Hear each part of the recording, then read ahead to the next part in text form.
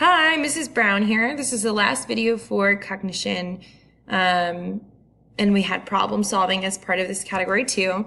I want to talk about belief bias, okay, the tendency for your pre-existing beliefs to distort logical reasoning, and sometimes this makes you get to invalid conclusions, and this kind of goes with belief perseverance too. So here's just, this can lead to fallacies in logic. So for example, number one, Democrats support free speech. Dictators are not Democrats. Therefore, Republicans are not Democrats, and Republicans do not support free speech. And so this is an example of how belief bias can lead you to jump to conclusions and kind of distort your problem solving or the way that you think. And belief perseverance is when you hang on to these belief biases, even when the evidence is shown to you that you are wrong. So even when contrary evidence is presented, despite the fact that it's illogical, you continue to hang on to that belief. So clinging to your initial conceptions after the basics after the basis on which they were formed has been discredited. So if I were to say, I really do think that, everybody who gets an F on the original test is going to fail the retake too. They're just going to fail. I just know it. They're once a fail, they're always going to fail. This is just an example. I don't actually think this. And then these kids take the retake. And wouldn't you know, a bunch of them passed and a bunch of them did really well. And I go, and someone goes, look, Mrs. Brown, a bunch of your students passed the retake and they did really well. And I were to go, well, I don't care about that. I still think that they're gonna, if they fail the original test, they're gonna fail the retake. And you're like, but they passed. Here's the test scores. And even though it's illogical, they just cling to those initial conceptions.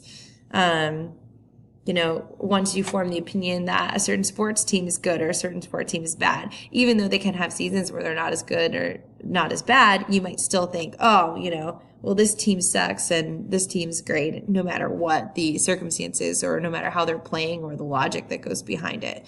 So we call this belief perseverance. All Cowboys fans who still believe that this is their year are suffering from belief perseverance. This is a little dated. I don't know. I don't keep up with football, so I don't know how they're doing now. I have no idea, but I was raised in a Redskins house, so go Redskins. I don't know. Here's an example. Corey was serving on a jury in a criminal case, and the jury reached a unanimous not guilty verdict. Several months later, some additional evidence came to light that strongly suggested that the defendant was in fact guilty of the crime in question. Corey is still not convinced by the new evidence and claims he wouldn't have voted guilty. He wouldn't have voted guilty even if the new information had been presented during the trial. This is an example of belief perseverance. Okay, so that just shows you. Here's another one. The belief that the probability of heads is higher after a long string of tails. This actually has nothing to do with belief perseverance, but this goes with something we talked about before. And this is B, an example of the gambler's fallacy. I think these are just general practice questions now. So a heuristic is, all right, I'll let you look at this for a minute. So a methodical procedure is an algorithm. So the answer has to be B, a guiding principle or rule of thumb. The more confident you are about your predictions of upcoming events in your life, it's not the more likely it is that your predictions are accurate. That's overconfidence. Okay? So it's C, the more likely that your predictions are overconfident. Okay, just a couple of other things that I want to mention that are not in this PowerPoint, but that do go with this unit. I believe they're in your textbook. One is inductive versus deductive reasoning. Okay, so inductive reasoning is using theories, using heuristics, when you kind of shortcut. You jump to that conclusion. It's not necessarily a proven or 100% accurate way of reasoning, but you just kind of jump to that conclusion.